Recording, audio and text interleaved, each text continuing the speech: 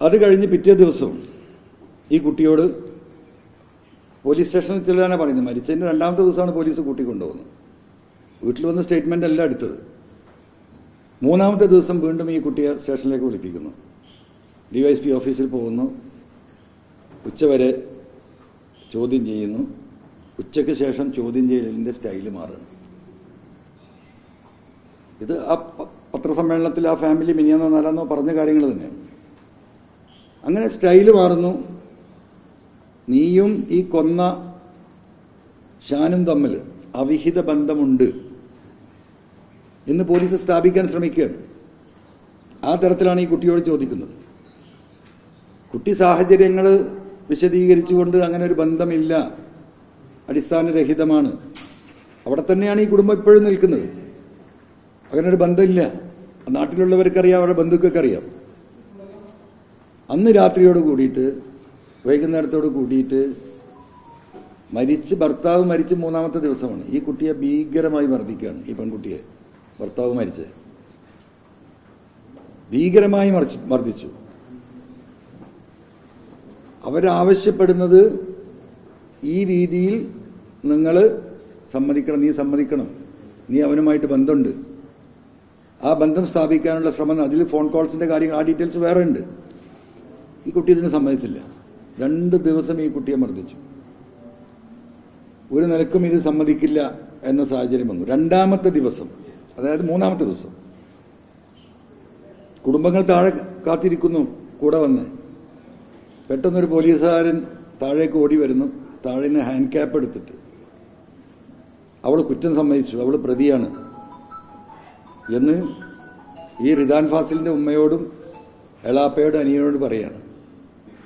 അപ്പോൾ റിദാൻ ഫാസിലിന് മുമ്പ് ഒരു MDMA കേസിൽ, കള്ളക്കേസിൽ കുടുക്കിയൊരു വിഷയം നിൽക്കുന്നുണ്ട്. അതിലൊരു കണ്ണിയാണ് എന്ന് സംശയിക്കുന്ന പോലീസുകാരനാണ് ഈ വന്നത്. ഈ കുടുംബത്തിന് അതറിയാം. അപ്പോൾ ഈ പോലീസുകാരനോട് വളരെ ഗൗരവമായിട്ട് പ്രതികരിച്ചു. നീ ആ കള്ളക്കേസിൽ എൻ്റെ മകനെ കുടുക്കിയതുപോലെ എൻ്റെ കുട്ടീനെയും കൂടി കൊടുക്കാൻ പോവുകയാണോ എന്നുള്ള ചോദ്യം ചോദിക്കുകയും ഒരു ഫോൺ എടുത്തപ്പോൾ ഈ പോലീസ് ഓഫീസർ തിരിച്ചു വന്നിട്ട് പറഞ്ഞു, നിങ്ങൾ ഇന്ന് കൊണ്ടുപോയിക്കാം, നമുക്ക് നാളെ ചോദിക്കാം. അതോടുകൂടി ഇവർക്ക് സംശയം വർദ്ധിക്കുകയാണ്. അങ്ങനെ പിറ്റേ ദിവസം പോകുന്നു. ഈ കുട്ടി ഇത് തന്നെ പറയുന്നു. പിന്നെ മർദ്ദനം ഉണ്ടായിട്ടില്ല. അപ്പോൾ ഇതിൽ ഈ സ്ഥാപിക്കാൻ ശ്രമിച്ചത് ഈ അവിഹിതമുണ്ട് എന്ന്, ആ അവിഹിത കാരണത്താൽ റിദാൻ ഫാസിൽ ഈ പെൺകുട്ടിയുടെ ഭർത്താവിനെ കൊന്നു, അവളെ സ്വന്തമാക്കാനുള്ള ശ്രമം നടത്തി. അതാണ് ഇന്റൻഷൻ. അതിലായിരുന്നു പോലീസ് ആദ്യം നിന്നത്. അത് അതിൻ്റെ ഒരു ഭാഗം. രണ്ടാമത്തെ ഭാഗം, ഈ കൊന്നു എന്ന് പറയുന്ന കേസിൽ ബുക്ക് ചെയ്യപ്പെട്ടിട്ടുള്ള ഷാൻ ഉൾപ്പെടെ ആ കുടുംബങ്ങൾ എന്നെ വന്നു കണ്ടു. ഷാൻ പറയുന്നു, അങ്ങനെ എൻ്റെ ഏറ്റവും അടുത്ത സുഹൃത്ത്, ഇന്നും അവന് വേണ്ടി ഞാൻ പ്രാർത്ഥിക്കുകയാണ്. അവനെക്കുറിച്ച് ഓർക്കുമ്പം എനിക്ക് സഹിക്കാൻ കഴിയുന്നില്ല. അവൻ നഷ്ടപ്പെട്ടു എന്ന് മാത്രമല്ല, ഞാനിതിൽ കുറ്റവാളിയാക്കപ്പെട്ടു.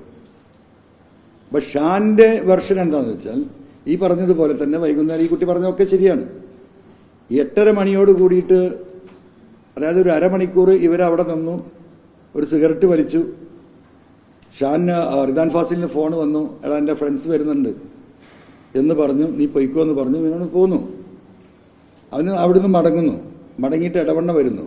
എടവണ്ണ ഒരു സൂപ്പർ മാർക്കറ്റിൽ കയറി പെരുന്നാളിനുള്ള സാധനങ്ങൾ വാങ്ങുന്നു. വീട്ടിലേക്ക് പോകുന്നു. വീടിൻ്റെ അടുത്തെത്താൻ സമയത്ത് ഭാര്യ വിളിക്കുന്നു, കുറച്ച് ഫ്രൂട്ട്സ് കൂടി വാങ്ങണമെന്ന് പറയുന്നു.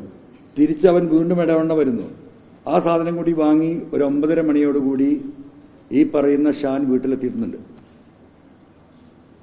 അതിനുശേഷം വീട്ടിൽ പോയി ഈ ഷാന്റെ ചെറിയ കുട്ടിയുമായി അങ്ങാടിയിലേക്ക് ഷാൻ ഇറങ്ങുന്നുണ്ട്. 10:30-10:45 വരെ ഷാൻ അന്ന് എടവണ്ണ അങ്ങാടി, ഈ മുണ്ടേങ്ങര അവൻ്റെ വീടിന് തൊട്ടടുത്തുള്ള ചെറിയൊരു ഗ്രാമമാണ്, അങ്ങാടിയിലുണ്ട്. 10:30 പെരുന്നാൾ എന്താ പറയുക, ആ ഗ്രാമത്തിലുണ്ടാകുന്ന ഒരു സന്തോഷമൊക്കെ ഉണ്ടാവില്ല, അതിലൊക്കെ പങ്കെടുത്ത് വീട്ടിലേക്ക് പോകുന്നു. വീട്ടിൽ പോയി ഉറങ്ങുന്നു. 11 മണിക്ക് ഈ പറഞ്ഞതുപോലെ, ഈ പെൺകുട്ടി പറഞ്ഞതുപോലെ വിളിച്ചിട്ടുണ്ട്. അത് അവനും അക്നോളജ് ചെയ്യുന്നു. 1 മണിക്ക് വിളിച്ചു എന്നുള്ളതും അക്നോളജ് ചെയ്യുന്നു. 4 മണിക്ക് വിളിച്ചു എന്നുള്ളതും അക്നോളജ് ചെയ്യുന്നു. ഇത് കഴിഞ്ഞ് രാവിലെ ഈ പെരുന്നാൾ കഴിഞ്ഞിട്ട് ഞാൻ വരാം എന്ന് പറഞ്ഞതിൻ്റെ അടിസ്ഥാനത്തിൽ ഈ കുട്ടി അവൻ്റെ ഭാര്യയും കുട്ടിയും പള്ളിയിൽ നിന്ന് ഈദ്ഗാഹ ഉണ്ടാവുക, പുറത്താണ്, ഗ്രൗണ്ടിലാണ് നമസ്കാരം ഉണ്ടാവുക. ആ നമസ്കാര സ്ഥലത്ത് നിന്ന് ഈ മരിച്ച വീട്ടിലേക്ക് എത്തുന്നു. അപ്പോൾ മരിച്ച വിവരം അറിയില്ല.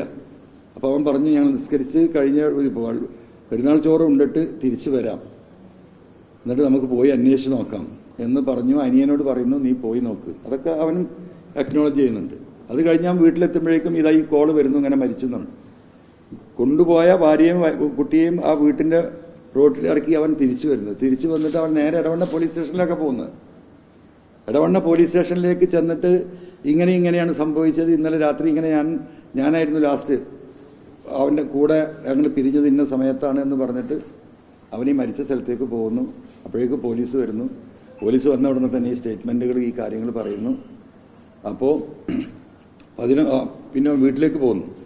വീട്ടിലേക്ക് പോയി ഭക്ഷണമൊക്കെ കഴിച്ച് തിരിച്ചു വന്ന് 11 മണിയാകുമ്പോഴേക്ക് സ്റ്റേഷനിലേക്ക് എത്താൻ പറഞ്ഞു. അവൻ ഭക്ഷണം കഴിച്ച് തിരിച്ച് സ്റ്റേഷനിൽ വന്ന് അവിടുന്ന് സ്റ്റേഷനിൽ നിന്ന് ഇവനെ വണ്ടിയിൽ കയറ്റിയിട്ട് നിലമ്പൂരിലേക്ക് കൊണ്ടുപോയി. നിലമ്പൂരിൽ കൊണ്ടുപോയി ഈ പറഞ്ഞ കാര്യങ്ങളൊക്കെ ചോദിക്കുന്നു, അവർ വെരിഫൈ ചെയ്യുന്നു, ഫോൺ വെരിഫിക്കേഷൻ നടത്തുന്നു, ഈ കാര്യങ്ങളൊക്കെ നടക്കുന്നു. വൈകുന്നേരം ആകുമ്പോഴേക്കും പോലീസിൻ്റെ സ്വഭാവം മാറുന്നു.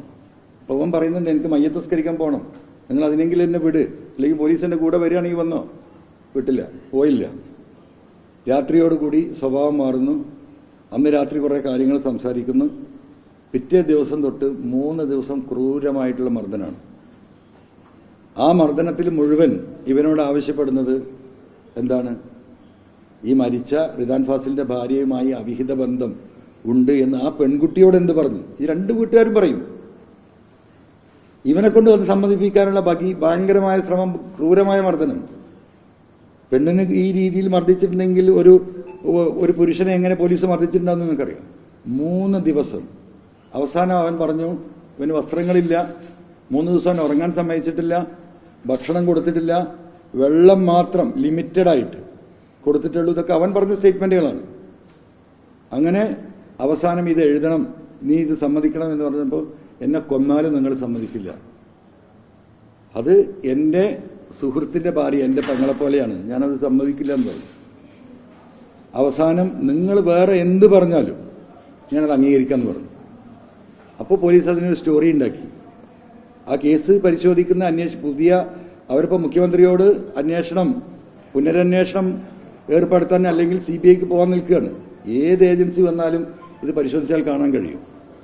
അങ്ങനെ അവനെ ക്രൂരമായി മർദ്ദിച്ച് കുറ്റസമ്മതം നടത്തുന്നു. ഇവനുമായിട്ട് ചെറിയ അഭിപ്രായ വ്യത്യാസം ഉണ്ടായിരുന്നു എന്ന് എഴുതുന്നു. ആ വൈരാഗ്യത്തിൽ കൊന്നതാണെന്ന് എഴുതുന്നു. അത് കുറ്റസമ്മതം നടത്തിയോട് കൂടിയിട്ട് പോലീസ് ഫ്രീ ആവും.